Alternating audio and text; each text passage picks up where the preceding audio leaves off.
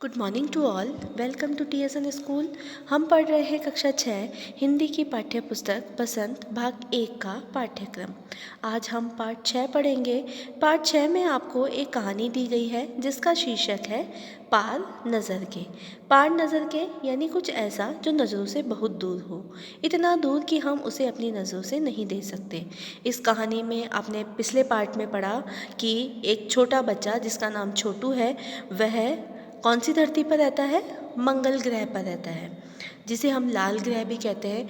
वो जो छोटू है वो जानना चाहता है कि उसके पापा क्या काम करते हैं, किस तरह से वह काम करते हैं और रोज़ रोज़ किस जगह जाते हैं। ये सारी जानकारी वो हासिल करना चाहता है, लेकिन उनकी छोटू की जो माँ है वो उसे रोज़ डांटती है कि यहाँ पर जो साधारण लोग हैं वो यहाँ नहीं जा सकते।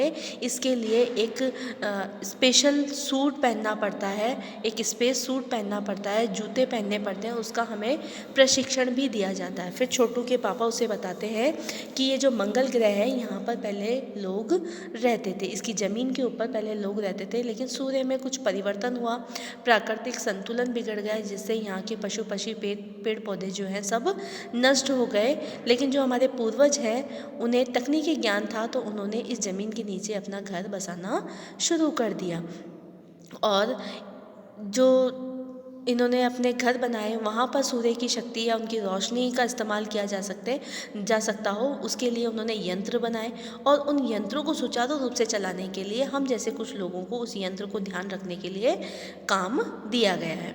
अब आगे पढ़ते हैं। बड़ा हो जाऊंगा तो मैं भी यही काम करूंगा, छोटू ने अपनी मंशा जाहिर की। छोटू ने अपनी इच्छा जाहिर करी कि जब मैं भी बड़ा हो जाऊंगा तो पापा मैं भी आपके जैसा काम करूंगा। बिल्कुल, मगर उसके लिए खूब पढ़ना होगा। अब जो पापा हैं वो क्या कह रहे हैं कि हाँ ठीक है, तुम बड़े हो जाओगे तो ये काम कर सकते हो, लेकिन उसके लिए तुम्हें क्या करनी पड़ेगी? खूब पढ़ाई करनी पड़ेगी, माँ और पापा की बात सुननी होगी। ये सब कौन बता रहा है उसे? उसकी माँ। दूसरे दिन छोटू के पापा काम पर चले गए। देखा तो कंट्रोल रूम का वातावरण बदला बदला सा था। जब दूसरे दिन छुट्टी मनाकर छोटू के पापा दूसरे दिन काम पर गए तो वहाँ का जो कंट्रोल रूम था उसमें वातावरण जो था, वहाँ का जो माहौल था वो कुछ बदला बदला था। शिफ्ट ख़त्म कर घर जा रहे स्टाफ के प्रमुख ने टीवी स्क्रीन की तरफ इशारा किया। जो शिफ्ट चेंज होती है, मतलब दूसरा व्यक्ति जब उस काम को करने के लिए आता है तो पहला व्यक्ति अपनी शिफ्ट ख़त्म करके घर जा रहा होता है, तो वो बता रहा है कि स्क्रीन पर कुछ दिखाई दे रहा है। स्क्रीन पर एक बिंदु झलक रहा था। वह बताने लगा यह कोई आसमान का तारा नहीं है। मतलब वो जो इतनी देर तक ड्यूटी पे था और निरीक्षण कर रहा था, उसकी देखरेख कर रहा था, उसे पता चला कि यह कोई आसमान का तारा नहीं है, क्योंकि कंप्यूटर से पता चल रहा है कि ये अपनी जगह पर अडिग नहीं है। अडिग मतलब जो अपनी जगह पर टिका नहीं हो, क्योंकि ये अपनी जगह पर टिका हुआ नहीं है। पिछले कुछ घंटों के दौरान इसने अपनी जगह बदली है। मतलब ये लगातार अपनी जगह बदल रहा है, एक जगह पर टिका हुआ नहीं है, इसलिए ये कोई आसमान का तारा नहीं है। कंप्यूटर के अनुसार यह हमारी धरती की तरफ बढ़ता चला आ रहा है। जो स्क्रीन है, टीवी स्क्रीन, कंप्यूटर की जो स्क्रीन है, उसके अनुसार ये जो यंत्र है ये हमारी तरफ बढ़ता चला आ रहा है। अंतरिक्ष यान तो नहीं है? छोटू के पापा ने अपना संदेह प्रकट किया। अब जो छोटू के पापा हैं उस प्रमुख से पूछ रहे हैं, जो शिफ्ट चेंज करके अपने घर जा रहा है उससे पूछ रहे हैं कि कहीं ये अंतरिक्ष यान तो नहीं? एक शंका जाहिर कर रहे हैं, अपनी सोच के आधार पर बता रहे हैं। संदेह हमें भी है, अब आप इस पर बराबर ध्यान रखिएगा। जो व्यक्ति हैं वो बोल रहे हैं कि हमें भी इस पर यही शक है कि कहीं ये कोई अंतरिक्ष यान है, इसलिए अब आप ड्यूटी पे हैं तो आप इसका बराबर ध्यान रखिएगा। छोटू के पापा अब सोच में डूब गए। अब वो सोचने लगे कि ये आखिर क्या है, क्या अंतरिक्ष यान है या फिर कुछ और है जो हमारे ग्रह को नुकसान पहुंचा सकता है? क्या सचमुच अंतरिक्ष यान होगा? कहाँ से आ रहा होगा? सौर मंडल में हमारी धरती के अलावा और कौन से ग्रह पर जीवों का अस्तित्व है? अब जो छोटू के पापा हैं वो अपने मन में अपनी कल्पना पे ही सोच रहे हैं कि क्या सच में ये अंतरिक्ष यान है या ये कहाँ से आया है? क्या सौर मंडल में, मतलब ये जो पूरा ब्रह्मांड है, इसमें इस धरती के अलावा, जहाँ हम रह रहे हैं, इसके अलावा भी ऐसा कोई ग्रह है जहाँ पर जीव रहते हों, जिनका कोई अस्तित्व हो? कैसे हो सकता है? और अगर होगा भी तो क्या क्या इतनी प्रगति कर चुका है कि अंतरिक्ष यान छोड़ सके? अब ये कह रहे हैं कि ऐसा तो संभव नहीं है कि कोई और जीव इस ब्रह्मांड में कोई और ग्रह पे कोई जीव रहता हो, और अगर ऐसा संभव भी है तो क्या वो इतना प्रगतिशील हो गया है, मतलब इतना उसने विकास कर लिया है कि वो अंतरिक्ष यान छोड़ सके। वैसे तो हमारे पूर्वजों ने भी अंतरिक्ष यानों उपग्रहों पर का प्रयोग किया था, मगर अब हमारे लिए यह असंभव है। क्या कह रहे हैं कि जो हमारे पूर्वज थे उन्होंने भी अंतरिक्ष यानों उपग्रहों का प्रयोग किया, लेकिन अब हमारे लिए सब असंभव है। उसके लिए आवश्यक मात्रा में ऊर्जा तो हो, काश इस नए मेहमान को नज़दीक से देखा जा सकता।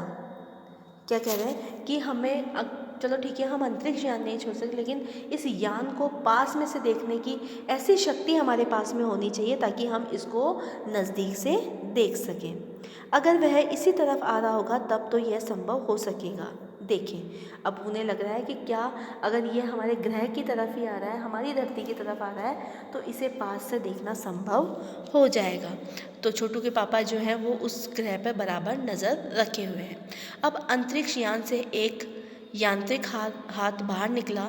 हर पल उसकी लंबाई बढ़ती ही जा रही थी। अब जो अंतरिक्ष यान था, जो वो बिंदु था, उससे एक यांत्रिक हाथ, मतलब ऐसा यंत्रों के द्वारा बनाया गया हाथ बाहर निकला और उसकी जो लंबाई थी वो बराबर बढ़ती जा रही थी।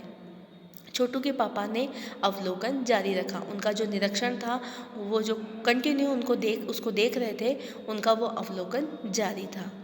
कॉलोनी की प्रबंध समिति की सभा बुलाई गई थी। अध्यक्ष भाषण दे रहे थे।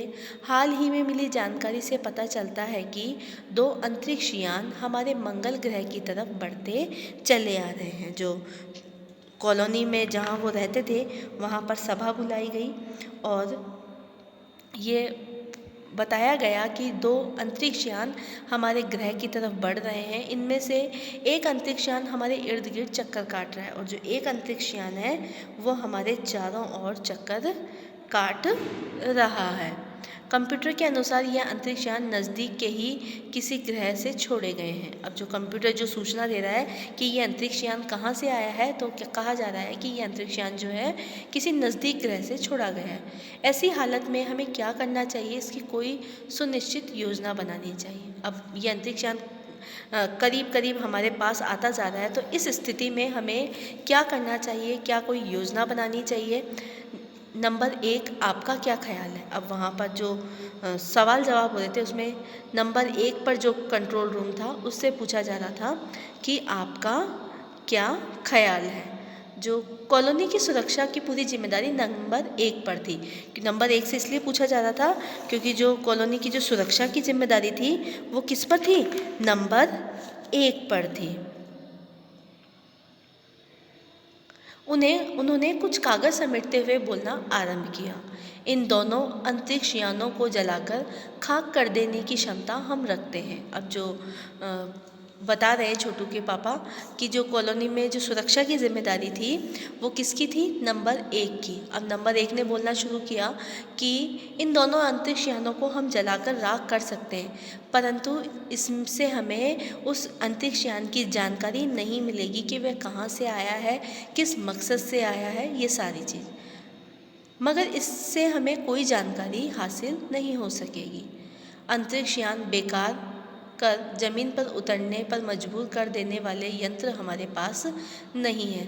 हमारे पास ऐसा भी कुछ नहीं है कि हम उसको अपने कंट्रोल में ले लें और उसे ज़मीन पर उतार दें, मतलब बिना उसको कोई नुकसान पहुंचाए हम हमारे कंट्रोल में लेकर उसे ज़मीन पर उतार दें, ऐसी हमारे में क्षमता अभी नहीं है। मतलब हम उसको बेकार कर दें, मतलब जिस मकसद से वो यहाँ आ रहा है वो काम हम पूरा ना करके उसको सुरक्षित रूप से ज़मीन पर उतार दें, फिर उसके ऊपर रिसर्च कर लें, लेकिन ऐसी जानकारी हम हासिल नहीं कर पाएंगे ऐसे, क्योंकि इस तरह के हमारे पास यंत्र नहीं है। हालांकि अगर ये अंतरिक्ष यान खुद ब खुद ज़मीन पर उतरते हैं तो इन्हें बेकार कर देने की क्षमता हम में अवश्य है। अब आगे जो नंबर 1 की जो कंट्रोल यूनिट है वो बता रही हैं कि अगर ये खुद ब खुद ज़मीन पर उतर जाते हैं तब हम इस यंत्र को बेकार कर सकते हैं। मेरी जानकारी के अनुसार इन अंतरिक्ष यानों में सिर्फ यंत्र हैं, किसी तरह के जीव इसमें सवार नहीं है। अब जो नंबर 1 पर जो वैज्ञानिक है वो बता रहे हैं कि उनकी जानकारी के अनुसार ये जो अंतरिक्ष यान है ये सिर्फ एक यंत्र है, इनमें कोई जीव सवार नहीं है। नंबर 1 की बात सही लगती है। नंबर 2, एक वैज्ञानिक थे, वे बोले हालांकि यंत्रों को बेकार कर देने में भी खतरा है। इनके बेकार होते ही दूसरे ग्रह के लोग हमारे बारे में जान जाएंगे।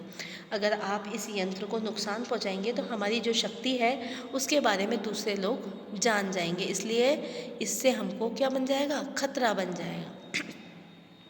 इसलिए मेरी राय में हमें सिर्फ अवलोकन करते रहना चाहिए। अब जो वैज्ञानिक है वो बता रहे हैं कि इससे अच्छा तो हमें सिर्फ उसका निरीक्षण करते रहना चाहिए, उसका ध्यान रखना चाहिए कि इसका आगे के जो स्टेप्स हैं वो क्या हैं, आगे ये क्या करना चाह रहा है।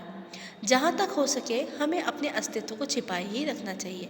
हमारा जो अस्तित्व है, हमारी जो शक्तियाँ हैं, हमारे जो यंत्र हैं, हमें उसे छिपा कर ही रखना चाहिए, क्योंकि हो सकता है जिन लोगों ने अंतरिक्ष यान भेजे हैं वे कल को इनसे भी बड़े सक्षम अंतरिक्ष यान भेजें।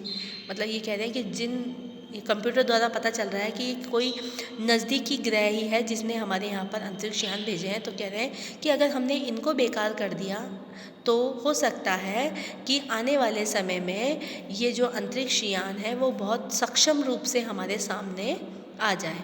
हमें यहाँ का प्रबंध कुछ इस तरह रखना चाहिए जिससे इन यंत्रों को यह गलतफहमी हो कि इस ज़मीन पर कोई भी चीज़ इतनी महत्वपूर्ण नहीं है। अब जो कह रहे हैं, जो वैज्ञानिक हैं, दूसरे नंबर पर जो वैज्ञानिक हैं वो कह रहे हैं कि हमें ऐसे प्रबंध रखने चाहिए यहाँ पर कि जो वो अंतरिक्ष यंत्र जो है, जो यान है, उनको ऐसी गलतफहमी हो जाए कि यहाँ पर कोई चीज़ महत्वपूर्ण नहीं है, उनके काम की यहाँ पर कोई चीज़ नहीं जिससे वे लाभ उठा सकें।